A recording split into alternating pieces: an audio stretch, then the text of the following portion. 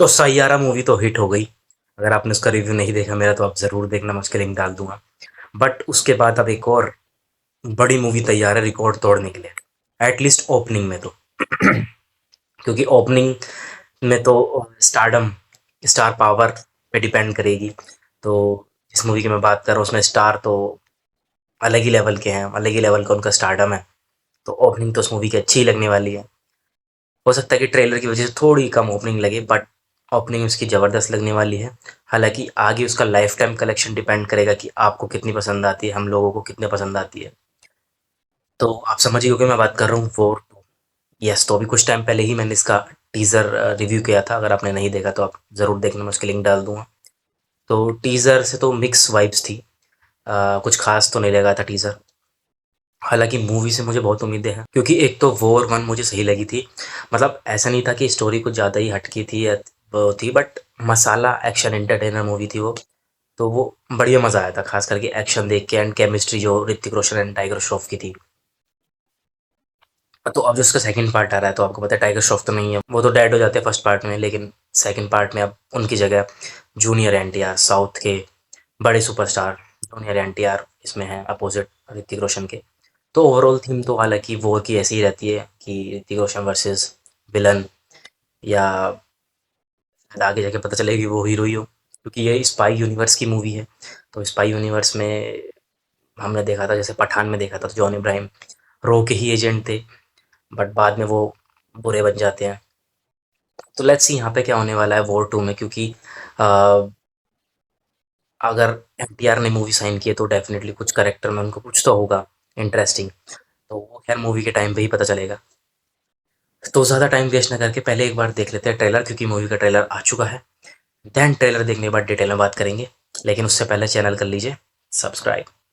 साला हिंदुस्तान में जब तक सलीमा है लोग ये बनते रहेंगे।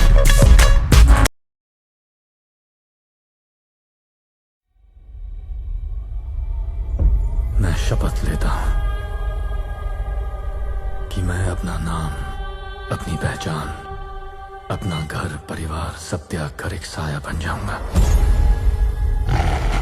एक गुमनाम बेनाम अनजान साया। मैं शपथ लेता हूं मैं वो सब करूंगा जो कोई और नहीं कर सकता, जो जंग कोई नहीं लड़ सकता वो मैं लड़ूंगा। हर दोस्त, हर साथी, हर उस चेहरे से मुंह मोड़ लूंगा जिसे कभी प्यार किया, और पलटकर कभी पीछे नहीं देखूंगा। अच्छाई बुराई, सही गलत, पाप पुण्य की हर लकीर को मिटा दूंगा।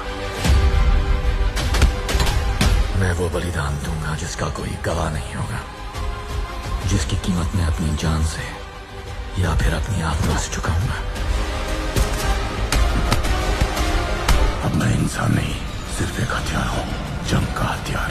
या तो मारूंगा या फिर मरूंगा। Death before dishonor. Service before self.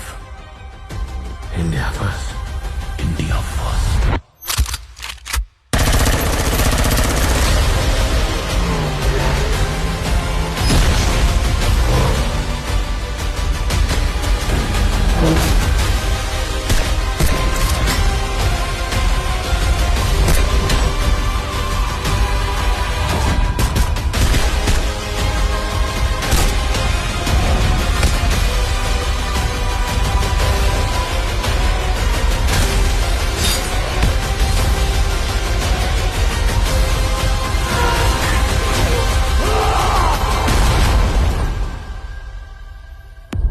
कर्मण्येवाधिकारस्ते मा फलेषु कदाचन। He is a soldier. You are a soldier.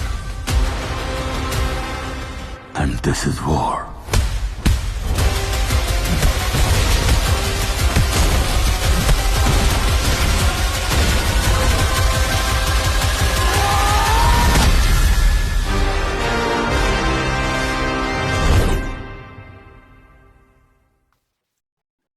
Experience this in IMAX. तो मूवी सारे बड़े फॉर्मेट में रिलीज़ होगी। हालाँकि पता नहीं क्यों उन्होंने 3D में मूवी नहीं रखी, बट आई गेस बजट की वजह से ही नहीं रखी होगी, बट 3D में भी रखते तो और मज़ा आता। तो भाई ट्रेलर के बारे में यार पहले मैं बात करूँगा कुछ ऐसे पॉइंट्स के बारे में जो मुझे थोड़े खटक रहे हैं, जो मेरे को थोड़े नेगेटिव लगे। बस यार वीएफएक्स, तो वीएफएक्स यार वॉर 1 के बहुत अच्छे थे, रियलिस्टिक लगते थे, बट यहाँ पे पता नहीं बजट का इशू था, क्योंकि डेफ़िनेटली दोनों स्टार ने भर-भर के फीस ली होगी, तो पता नहीं क्यों बट इतने पॉलिश नहीं है वीएफएक्स, वीएफएक्स कमज़ोर है। बट जब आप सेकंड पार्ट बना रहे हो किसी मूवी का जिसका फर्स्ट पार्ट में इतने अच्छे वीएफएक्स थे, एटलीस्ट आप वही स्टैंडर्ड मैच कर लेते। बट वीएफएक्स मैंने टीज़र के टाइम पे ही बोला था कमज़ोर लग रहे थे, बट मुझे ये था कि शायद अ, इतना टाइम है टीज़र के बाद वो काम कर ले वीएफएक्स पे, बट आई डोंट थिंक कि अब काम हो ही पाएगा, अब तो मूवी को भी 2-3 हफ्ते ही बचे हैं रिलीज़ होने के लिए। तो यार वीएफएक्स कमज़ोर है। मतलब बहुत जगह तो ऐसा लग रहा है गेम टाइप का, ख़ास करके वो F1 रेसिंग वाला सीन, भाई वो इवन बैंग मूवी में देखते हैं वो इतना बढ़िया लगा था। तो यहाँ पे वो चीज़ें लग रही हैं, एरोप्लेन वाले सीन जो है, तो मतलब वीएफएक्स मज़ा किरकिरा करने वाला है यार। एंड सेकंड मैं कहूँगा इम्पैक्ट डालने के लिए ना विजुअल्स के साथ-साथ आपको बैकग्राउंड म्यूज़िक स्ट्रॉन्ग चाहिए होता है, तगड़ा चाहिए होता है। जो एकदम जोश भर दे। तो यहाँ पे बैकग्राउंड म्यूज़िक बीजीएम भी कमज़ोर लगा है यार। अगर बैकग्राउंड म्यूज़िक तगड़ा होता तो एकदम कनेक्ट होता है सामने वाला, एकदम जोश से भर जाता है कि हाँ भाई, फ़ील करता है वो सामने वाला कि मैं मूवी के अंदर हूँ। तो वो यार मिसिंग लग रहा है। एंड तीसरा मैं कहूँगा म्यूज़िक में भी कुछ झलक तो दी नहीं है, जैसे पहले में टूट के घुंघरू आज तक भी फ़ेमस है, आज तक भी चलता है वो गाना। एंड डांस मूव भी थे उसमें ऋतिक के, बट हो सकता है कि मूवी में रहेंगे, हालाँकि जो झलक दिखाई है टूट के घुंघरू जैसे ही कैप पहन रखी है उन्होंने ऋतिक रोशन ने, और कियारा एडवाणी का वैसे ही टाइप की केमिस्ट्री है जैसे वानी कपूर के साथ थी। तो वानी कपूर तो डेड हो जाती हैं फर्स्ट मूवी में, तो उसके बाद शायद इन्हें कियारा एडवाणी मिलेंगी, तो कंटिन्यूशन में स्टोरी रहेगी कबीर की, ऋतिक रोशन की। तो वीएफएक्स, बीजीएम एंड म्यूज़िक भी कुछ झलक तो देनी है ट्रेलर में, लेट्स सी बाकी के गाने कुछ कैसे होने वाले हैं। आई थिंक ज़्यादा गाने तो होने भी नहीं वाली इसमें, तो ये चीज़ें थोड़ी ज़्यादा खटक रही हैं। एंड एक चीज़ जो थोड़ी मेरे को लग रही है, शायद थोड़ी वो मेरे को अब सही लग रहा है ट्रेलर में, बट फिर भी कहीं न कहीं मेरे को लग रहा है कि एनटीआर की जगह कोई और एक्टर होता तो ज़्यादा सही रहता है इस मूवी में, क्योंकि एनटीआर खुद एक हीरो वाले रोल में हम उनको देखते आए हैं। तो हालाँकि यहाँ पे वो अब ट्रेलर में ज़्यादा पता चल रहा है कि वो भी एक सोल्जर ही हैं, वो विलन नहीं है, वो भी एक सोल्जर ही हैं। एंड सामने ऋतिक रोशन भी एक सोल्जर ही हैं। पता नहीं क्या फिर इनके डिफरेंस होते हैं, किस वजह से इनका वॉर होता है, वॉर 2 होता है।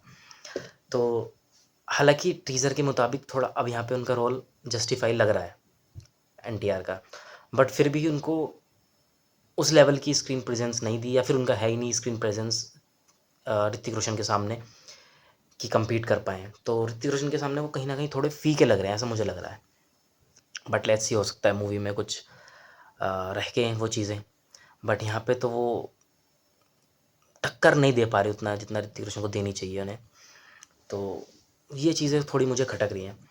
एंड देन बात करूँ अच्छी चीज़ों के बारे में, तो भाई मूवी का स्केल, सिनेमैटोग्राफी बढ़िया लग रही है। हालाँकि वीएफएक्स वाली चीज़ मैंने आपको बताई थी, बट वैसे ओवरऑल अगर आप देखें तो लग रहा है कि हाँ, मेहनत करी गई है। एंड शुरुआत में जैसे ट्रेलर स्टार्ट होता है, वो डायलॉग बाजी एंड नरेशन जो चलता है पीछे, तो वो हॉलीवुड लेवल का टाइप का लगा, जैसे हॉलीवुड में भी पहले ऐसे ही स्टार्टिंग होती है ट्रेलर की, एंड देन बाद में धड़ा-धड़ एक्शन होता है, तो वैसे ही ट्रेलर फ़ील दे रहा है। तो ट्रेलर टीज़र से तो अच्छा ही है। एंड बात करें एक्टर्स की, तो कबीर सिंह यानी ऋतिक रोशन, तो ऋतिक रोशन भाई लुक्स वगैरह, पर्सनैलिटी, चार्म, ख़तरनाक वो लग रहे हैं। टीज़र में भी लग रहे थे, यहाँ भी लग रहे हैं भी वो, तो लाजवाब वो लग रहे हैं। एंड एक्शन करते हुए भी बड़े पर्दे पे मज़ा आएगा उनको देखने में। एंड देन कियारा एडवाणी, तो कियारा एडवाणी भी यूनिफ़ॉर्म में दिख रही हैं यहाँ पे, तो उनको भी अच्छा खासा आई थिंक थोड़ा अच्छा सोच के करैक्टर दिया है। एंड उनका रोमांस वाला एंगल तो रहेगा ही कबीर के साथ। एंड जो आई थिंक वानी कपूर की जो बेटी थी फर्स्ट मूवी में, रूही, उसको शायद बचाते हुए भी एक सीन दिखाया है, जो मिनी कूपर गाड़ी में वो ला रहे हैं। आई थिंक वो रूही ही है, बड़ी हो गई होगी, तो उसको शायद वो बचा रहे हैं। And then junior NTR. तो जूनियर एनटीआर का मैंने आपको बताया कि थोड़े फीके लग रहे हैं वो ऋतिक रोशन के सामने। हालांकि ऋतिक रोशन की कोई जगह और होता एक्टर तो शायद वो डोमिनेट कर पाते, बट उनके ऋतिक रोशन के सामने वो थोड़े फीके लग रहे हैं। एंड इवन बॉडी वगैरह भी आप देखो तो अगर ऋतिक रोशन नहीं होते, कोई और एक्टर होता तो उसकी इतनी अच्छी खासी बॉडी नहीं होती, बट ऋतिक रोशन की जिस हिसाब से फिजिक है उसके सामने जब आप शर्टलेस दिखा रहे हो, एब्स दिखा रहे हो एनटीआर के, तो वो नहीं कर पाते कंपेयर, आपको पता ही है। तो वो चीज़ें थोड़ी खटक रही हैं एनटीआर की, बट ओवरऑल अब लग रहा है कि एनटीआर को अच्छा रोल यहाँ पे दिया है। मुझे लग ही रही था क्योंकि एनटीआर ऐसे तो नहीं सेलेक्ट करेंगे। अभी जो उनकी लास्ट मूवी इतनी अच्छी खासी कलेक्शन किया है, चाहे वो देवारा हो या उससे पहले RRR, तो अलग ही लेवल की थी। तो उनका भी सोल्जर वाला पॉजिटिव करेक्टर ही होने वाला है। लेट्स सी लास्ट में क्या ट्विस्ट वो रखते हैं। एंड देन आशुतोष राणा, तो आशुतोष राणा डायलॉग बाजी एंड थूक रहे हैं वो ऋतिक रोशन के ऊपर। तो स्पाई यूनिवर्स में उनको भी अच्छा खासा रोल दिया गया है। And let's see spy universe है तो लास्ट में किसका इसमें कैमियो होने वाला है। हो सकता है कि अल्फ़ा मूवी जो आएगी, हालांकि आपने अल्फ़ा की अगर आपको नॉलेज नहीं है तो आप देख सकते हैं मेरी पुरानी वीडियो। तो अल्फ़ा मूवी भी इस साल ही शेड्यूल है रिलीज़ होने के लिए, दिसंबर में। तो शायद उसके जो करेक्टर हैं आलिया भट्ट और शर्वरी, वो शायद इसमें लास्ट में कैमियो करते दिखे, या हो सकता है कोई और कैमियो करते दिखे। जैसे हमें टाइगर 3 में ऋतिक रोशन दिखे थे वॉर 2 के रेफरेंस से, यहाँ पे शायद कोई और करेक्टर दिखे, क्योंकि स्पाई यूनिवर्स में अभी धड़ाधड़ मूवी आनी है। अल्फ़ा तो बन के तैयार ही है ऑलमोस्ट। एंड देन उसके बाद टाइगर वर्सेस पठान तो अभी टाइम है उसमें तो, बट पठान 2 भी बनने जा रही है। तो लेट्स सी किसका कैमियो होने वाला है लास्ट में, क्या ट्विस्ट वो रखते हैं। एंड यस, तो ओवरऑल ट्रेलर ठीक ठाक लग रहा है, मतलब टीज़र से तो बेटर ही है। तो आई थिंक ओपनिंग तो अब इसको मूवी को सही लगने वाली है, बट अभी भी थोड़ा मूवी को लेके डाउट है, वो ज़्यादा क्लियर हो पाएगा मूवी के टाइम पे ही। एंड जो डायरेक्टर हैं अयान मुखर्जी, उन्होंने अपनी मेहनत सही करी है। बढ़िया वो काम करते हैं, आपने देखी है उनकी मूवी, ब्रह्मास्त्र मूवी बनाई थी। दैन उससे पहले वेकअप से, उससे पहले तो उन्होंने काफ़ी बिना एक्शन वाली मूवी ही बनाई थी, बट अब पहली बार इतनी तकड़े इसमें एक्शन मूवी बना रहे हैं वो, तो उन पे भी रिस्पॉन्सिबिलिटी काफ़ी है। एंड ये मूवी अच्छा चलती है तो धूम 4, तो आपको पता है धूम 4 में कौन एक्टर होने वाला है। अगर आपने नहीं वीडियो देखी तो आप ज़रूर देखना। तो धूम 4 भी हो सकता है कि वो ही डायरेक्ट करें, तो डिपेंड करेगा हालांकि इस मूवी की परफॉर्मेंस पे ये लोगों को कितने पसंद आती है। तो ट्रेलर मेरे को सही लग रहा है, नेगेटिव नहीं लग रहा है, बट कुछ पॉइंट्स हैं जो मैंने आपको बताए हैं। तो खैर, ये है मेरा ट्रेलर रिव्यू वॉर 2 का। आपको कैसा लगा वॉर 2 का ट्रेलर, आप कमेंट सेक्शन में ज़रूर बताएगा। मिलेंगे नेक्स्ट वीडियो में। Thank you.